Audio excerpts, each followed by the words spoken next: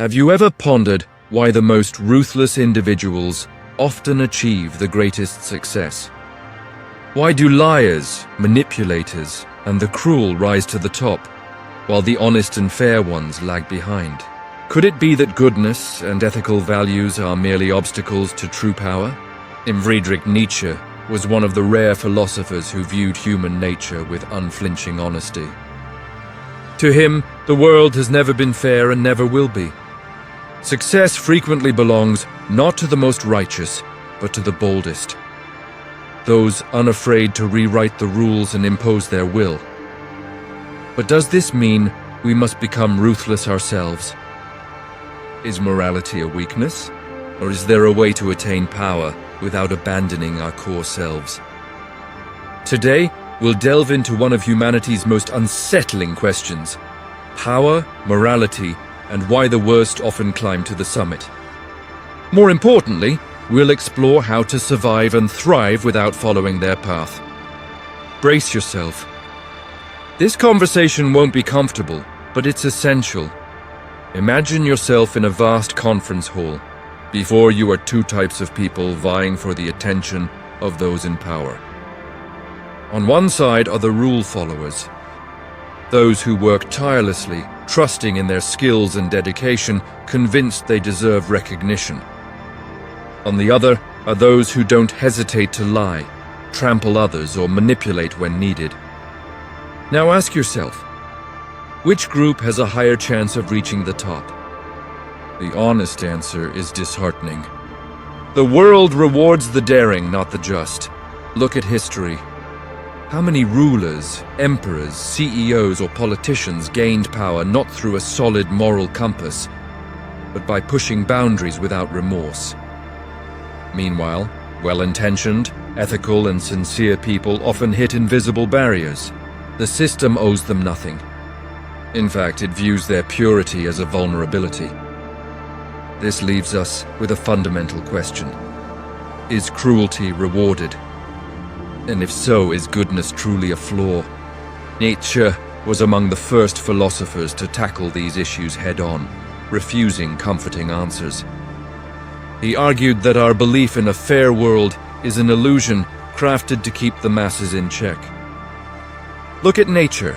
Survival belongs to the adaptable, not the righteous. A lion doesn't morally debate before hunting a gazelle. It acts because it must.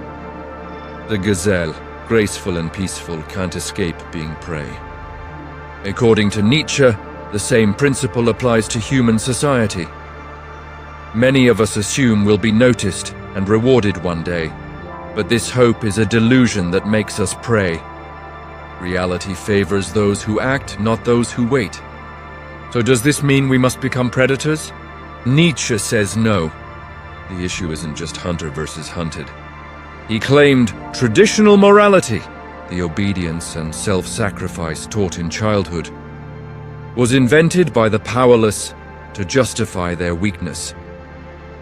This system teaches us that humility is a virtue, self-sacrifice noble, and justice will come from divine or societal forces. But in truth, these beliefs condemn us to passivity, preventing us from taking responsibility for our lives as we wait for a justice that never arrives. Here's the great contradiction. Rule followers believe they're doing right, but rule benders win. Throughout history, empires weren't built on kindness, but by those who played the power game ruthlessly. They followed the laws of power, not morality. Nietzsche explains this with two moralities: master morality and slave morality. Master morality belongs to those who define their own values. Confident individuals who exalt courage, strength, and independence. They live by their own standards, not others. Slave morality arises from fear. It praises obedience and craves external approval. It fears self-determination and disguises it as humility.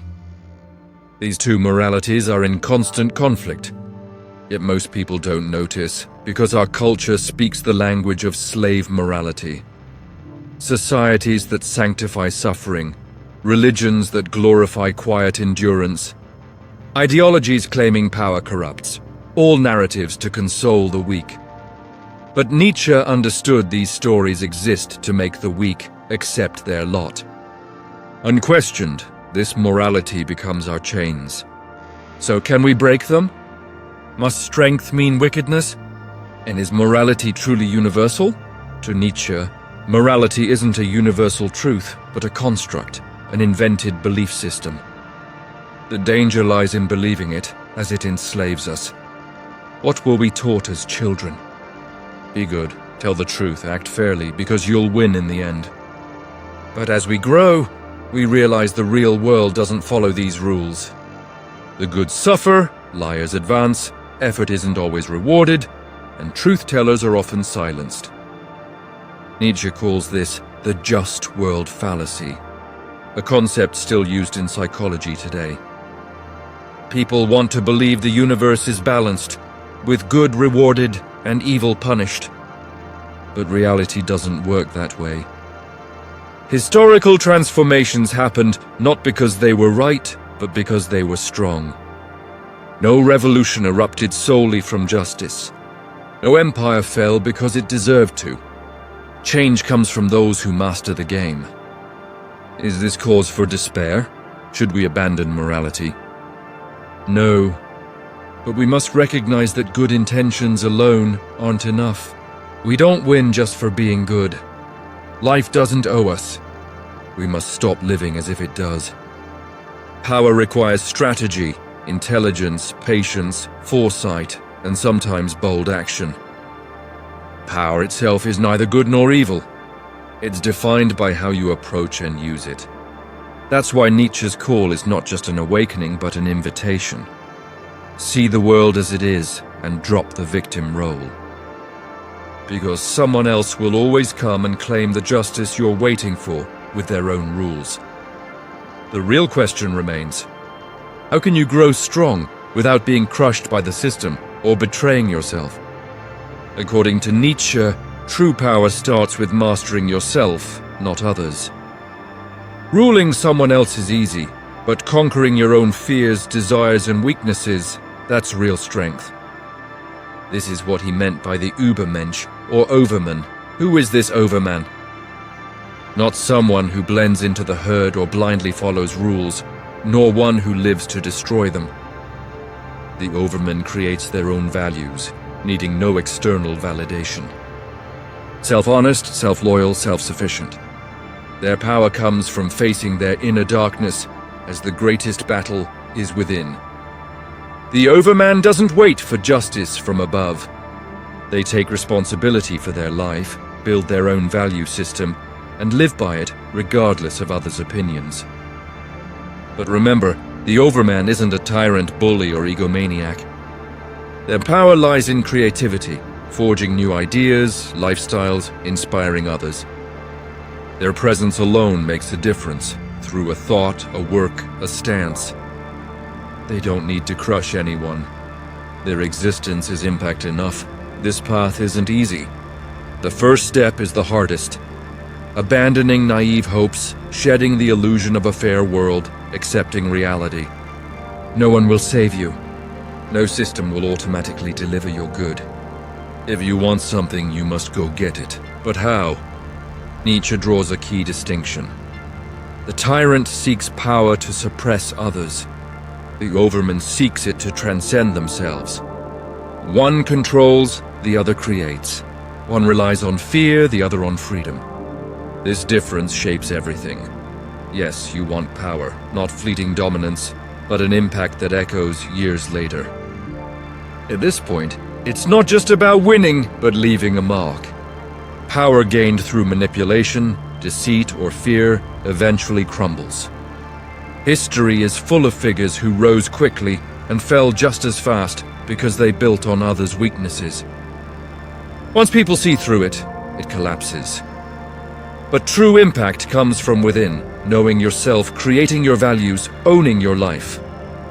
That person leaves a timeless legacy. This is Nietzsche's message. Don't cloak weakness in morality, but don't hide cruelty behind power. Your path lies beyond both. People often trap themselves in two roles, victim or oppressor. But there's a third, becoming the one who writes their own rules and creates their own worth. This person expects no rewards or approvals. They know their actions are right because they stem from within. That's why Nietzsche's philosophy is unsettling, yet liberating. It offers a bitter truth: the world isn't fair. But this doesn't demand despair, it urges action. Power isn't external. It's not waited for or deserved, it's claimed. Not by defeating others, but by surpassing yourself.